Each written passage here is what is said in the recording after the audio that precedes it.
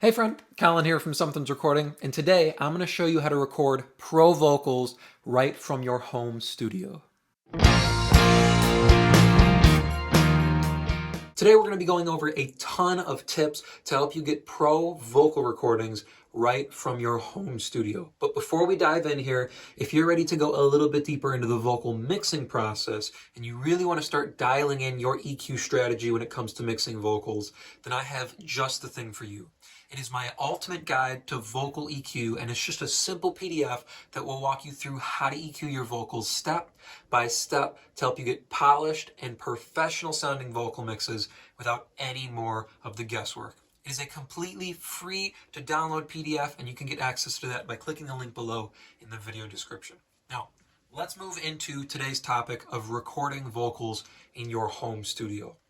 Now, the first thing and probably the most important thing when recording vocals is to have a good singer. If you don't have a good singer or a good vocalist and they're not putting on a good performance, no matter what you do on the other end, no matter what tools you have set up, it's still going to be a lackluster and sucky performance, right? So you got to have a good performance. You got to have a good vocalist you're capturing right on the front end. You got to be getting it right at the source before you start to do all of these other tips that we're going to discuss today. So that's our first thing. We're getting that out of the way right off the bat here. Our second thing, let's talk about the microphone. The microphone is probably the second most important thing besides the vocalists themselves. Now, for recording vocals in the home studio, recording vocals in any environment, you usually want to opt for a large diaphragm condenser microphone. A large diaphragm condenser is going to capture more of the vocal range than a small diaphragm condenser or even, a regular dynamic microphone. A dynamic microphone is probably what you see most widely when people are, recording their voice, whether for live performance or, in music videos. A lot of times you see them holding a handheld dynamic, but what you want to be using is a large diaphragm condenser. It's going to give you a more extended top end as well as a more extended bottom end. So whether the vocalist you're recording is going into the low register or they're going up into a higher register and they have a more breathy performance, a large diaphragm condenser is going to help you capture that really, really well. So in terms of microphone choice, I'm opting for a Roswell Audio Mini K47. It's getting me something similar to the very popular Neumann U47, which is one of the most widely used vocal mics for recording. This is something that's getting me that sound without breaking the bank. So if you're recording at home and you want something that's going to get you a pro sound without totally draining your bank account, the Roswell Audio Mini K47 is only about, I think, $350. So it's a little bit of an investment for a home studio, but it's going to be quite a workhorse for you and it's going to get you great sounds. It's a very balanced microphone. It has just a touch of a lift in the top end, so it emphasizes that presence range, but it goes all the way down as well, so it captures the low end of any vocalist you're going to be recording, or if it's just yourself as well, it's going to capture the low end of your voice really well. So you can get really, really close to it, and it's going to give you this nice bloom in the bottom end, and you can get kind of far away too, and it's not going to be too thin sounding, and it's still going to capture your full vocal range. Now, if you're looking for something more entry level and something a little bit cheaper than $350, what I started out with and what I used for the longest time for recording vocals was an AKG P220. It sat in the same place here as the Roswell microphone. It's now actually at my desk, so in all of the videos you see here on my YouTube videos, my vocal is being recorded by the AKG P220. It's quite a workhorse. It does the job on pretty much everything. I use it on, vocals, acoustic guitar, electric guitar amps. I've used it on drums as overheads. I've used it for kick drum before. It does the job on pretty much anything. So if you're looking for just one microphone to start your home studio with, for vocals, for whatever, the AKG P220 is a great entry-level microphone. It's not as balanced and clean as something like the Roswell Mini K47, but it's going to get you a nice sound that's not going to have that drastic, cheapo top-end boost that most entry-level microphones have, and it goes down quite into the low end as well, so it'll capture the bottom end on your voice as well. Moving down, talking about mic placement, that's our next thing. Once we have our microphone in place, we want to be able to place it in our room. If you don't have a booth like we have here. We've got a dedicated vocal recording room, a vocal booth per se. If you don't have something like that, and if you don't have a room that's relatively dead, what I recommend is placing your microphone towards the center of your room. The goal here is just to minimize any reflections and to minimize the liveliness of your room. So if you want to put up blankets or any kind of baffling, you can see we have some absorbent panels here on the wall to make sure it's relatively dead inside the room here, so my voice isn't bouncing around and coming back into the microphone reflection-wise. If you don't have all this kind of stuff, if you don't want to put up blankets and stuff like that, excuse me, to deaden the sound of your vocal, then just get in the center of your room. Try and stay as far away from walls as you can. If you want to get one of those baffles around the back of your microphone, those are helpful as well. But the goal is to just minimize the reflections you're going to get off of walls. So if I didn't have this baffle here, I don't want to be close enough to this wall that when I sing, my voice is going to bounce off the drywall and come back and get captured by the microphone. So either find a dead spot, put up some baffling, some blankets, some pillows, what have you, get some kind of isolation around your microphone, or just place your microphone in the center of your room to minimize reflections. Now, moving down from there, what you want to do next is you want to get a pop filter for your microphone. This is something that's really small and really inexpensive. I think you can get them for like 15 or 20 bucks, and they last, or really, this is the one I've had forever here. They last a really long time, but they make a huge impact on your vocal sound. No matter what microphone you put up, a large diaphragm condenser microphone, no matter which one you put up, cheap or expensive, if you don't have a pop filter on it, the sibilance range and your P's and T's are going to just destroy your vocal recording. A pop filter makes sure when I sing things with P's or with T's or S's in it, that they don't overtake the large diaphragm condenser. Because a large diaphragm condenser is more full range and it goes up into that extended top end and then extended bottom end, when I sing up into the sibilance range, so our S's and our T's, they get exaggerated in a large diaphragm condenser. So the pop filter gives us just that little barrier so our S's and T's don't make it all the way through those, and our microphone captures a more normal sounding sibilance range. And then on the bottom end, when I sing something that has a P or a B in it, that low end that comes off the P or the B, those pops don't overload the microphone. They get caught right here by the pop filter. And again, the microphone here is a more normal sounding consonant in terms of B's and P's. So you want to get your pop filter there. The other thing your pop filter is useful for is helping you gauge your distance from the microphone. So I like to place my pop filter about a fist away from the microphone, and then I like to stand about a fist away from the pop filter. This gives me a good distance from the microphone that my vocal is going to be captured really nicely, tone-wise, volume-wise, and if I move at all, it's not going to change the tone of my vocal too much. The closer you are to your microphone, the more proximity effect you're going to have. So you're going to have a buildup in the bottom end on your voice.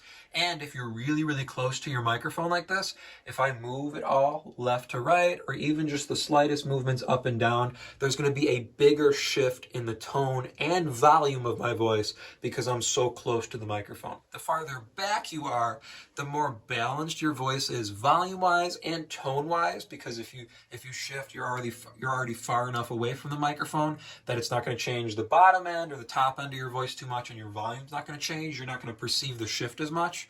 But if you're too far back, your voice is going to be thin, and you're not going to have the nice bottom end that you get from being closer to your microphone. So I find 2 fists, pop filter a fist away from the microphone, and then vocalist or singer about a fist away from the pop filter gives me a good enough distance that my vocal is balanced both volume-wise and tone-wise, even if I do little shifts here. If your singer starts getting really into it and they're moving all around, of course you're going to have bigger shifts in tone and volume.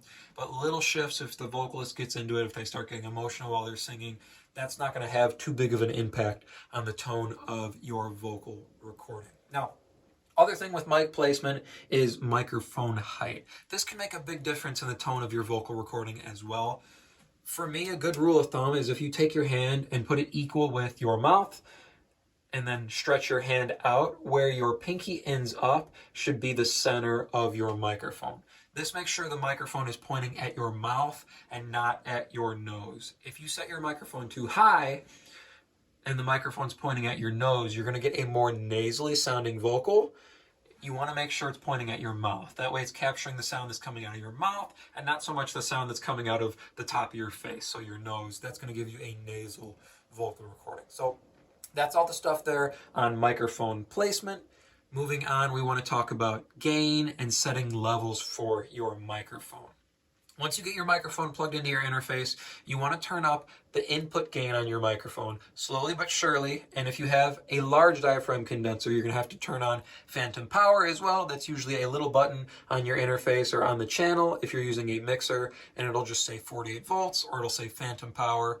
You want to turn that on. Make sure you do it after you plug your microphone in, and then you start creeping up your volume. You want to make sure you do it after you plug your microphone in, because sometimes if you already have it turned on and you plug your microphone in, it can send that jolt of power to the microphone, and it can do harmful things to your large diaphragm condenser. So if you have a large diaphragm condenser, especially if it's a more expensive one, it's a little bit more delicate of a microphone, make sure you plug it in first, and then you turn on your phantom power and 48 volts. That's going to send the power to your microphone, and then like we said, start creeping up for your volume little by little on the input gain.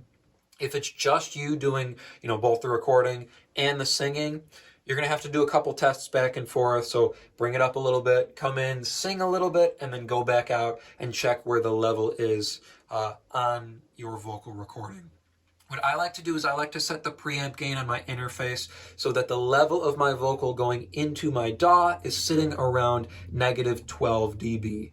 -12 dB is a good place to set your vocal recording wise, because it gives you plenty of room headroom wise above it and below it. So -12, if my vocalist starts to sing louder, it's not going to clip my interface, it's not going to clip my preamp, because I've got plenty of room above where I set the vocal recording.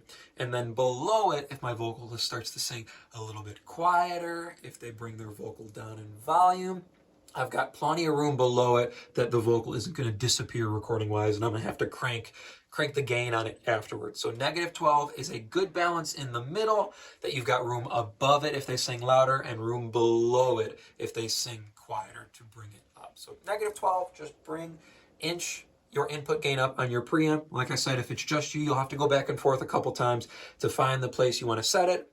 Make sure your vocal's sitting around -12. And it doesn't have to be exactly -12. It's not going to be exactly -12.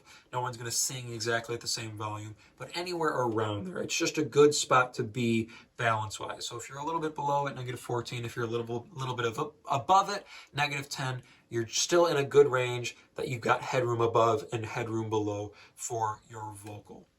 Now, headphone-wise is where we want to be after we've got our microphone set up. For me, I like using a pair of ATH M20Xs. These are Audio-Technica headphones, but any pair of closed back headphones is going to do the job for you. You want to have closed back headphones so you don't have sound coming out of the back of your headphones that your microphone's going to hear in the room. So if I put these on, right, and I'm tracking vocal, the only person who's going to be hearing the track is me, because they're closed back headphones, so that means the sound's just coming out of the inside here. Open back headphones means the sound can come out of the back of the headphones as well, because the back of the headphone is open. So if I've got my track going and I'm singing, if I'm this close to the microphone's going to capture the sound that's coming out of my headphones as well. So make sure you're shooting for closed back headphones. If you're capturing a lot of singers or recording a lot of singers that like it really, really loud, which isn't something you should be doing anyway, but if you're capturing a lot of singers that are recording really, really loud, if they like to hear the click track, you might want to shoot for something that's more like the Extreme Isolation brand of headphones. That's going to make sure when they put these on, even if they're cranked, you're not going to hear the bleed coming out of your headphones. But all in all, shoot for a pair of closed back headphones. The reason I opt for the Audio-Technica ATH M20Xs is because you can see this cord is really, really long. So even though I'm close to where the headphones are plugged in here in the room, it's not making a huge difference. But like I said, if it's just you and you're plugging your headphones directly into the front of your interface, you want to have a little bit of leeway with your microphone or with your headphone cord, so you can throw it behind you and it's not getting in your way and it's not like stretched out when you put your headphones on. So that's our headphones. Choice-wise, volume-wise, setting your headphone mix is another very, very important piece of recording vocals in a home studio. If you set the headphone mix in your in your headphones really, really loud, and you're just blasting your vocalist or you're blasting yourself, it's going to do two things. Number one, it's probably going to give you bleed issues into your microphone. You're going to end up hearing the track back in your microphone in your vocal recording, which isn't something you want to have to deal with later in the mix. The other thing it can do is cause pitch issues, for the vocalist. So if I'm hearing a track super, super loud in my headphones, it's going to be harder for me to stay on pitch because the track is blasting so loud into my head, into my ears. You want to find a good balanced level between the track that's coming out into your headphones as well as the vocal that's feeding back into your headphones. A lot of times the vocalist doesn't need to hear too much of their own vocal, and sometimes they'll take one ear off on their headphones as well so they can hear their voice naturally in the room. If they're doing that, they don't need to hear so much of their vocal in the headphones, and usually they don't need to hear the track very loud in their headphones either. So if you have a vocalist that comes in, or if it's just you, this is a good tip for you to try as well. If you're recording your own vocals, if the vocalist takes one of their headphones off, you know they've done this before, you know they've worked with headphones and they're comfortable, and it's going to be easier to set a headphone mix for them. Doesn't necessarily mean they're a pro or not if they take one ear off or if they leave one ear on. But again, if they have both ears on, try and refrain from blasting them with the track or blasting them with their own vocal. It's going to give you bleed issues, and it's going to give them pitch issues. So, lots of tips that we covered here today for recording vocals in your home studio. Let's just briefly go back over all of them. Tip number one, our first piece of the puzzle, is having a good singer and having a good performance to capture. Don't have a good performance, all of the stuff we cover after this isn't going to make a difference. Number two, we want to have a large diaphragm condenser microphone in the studio for capturing vocals. Like I said, I like to opt for the Roswell Audio Mini K47, but if you need something more entry level, the AKG P220 is going to do the job for you just fine. Then we talked about mic placement. Mic placement in the room. If you're not in a vocal booth, if you're not in a dead room, you want to place it in the center of the room to minimize reflections from nearby walls. You can also put up any kind of baffling, hang blankets, to deaden the sound of your room as well. Then we talked about getting a pop filter to minimize the sibilance range and your pops from P's and B's and hard consonants. You want to place the pop filter about a fist from your microphone. I'm losing all my talking here at the end of this video. You want to place it about a fist from your microphone, and then you want to stand about a fist from the pop filter. It's going to give you a good balanced vocal sound in terms of distance from your microphone. Then we talked about microphone height, placing the microphone so it's pointing at your mouth where the sound is coming out of and not at your nose. Remember, if you place it too high and it's pointing at your nose, you're going to get a nasally vocal recording. Then we got into our last kind of chapter here talking about gain and headphones. You want to set your microphone gain so the level of your vocal recording is sitting around -12, gives you plenty of headroom above and headroom below your vocal recording. Then we talked about headphones. Getting a pair of closed back headphones is going to minimize the bleed going into your microphone so you're not capturing the track as well as just the vocal in the room.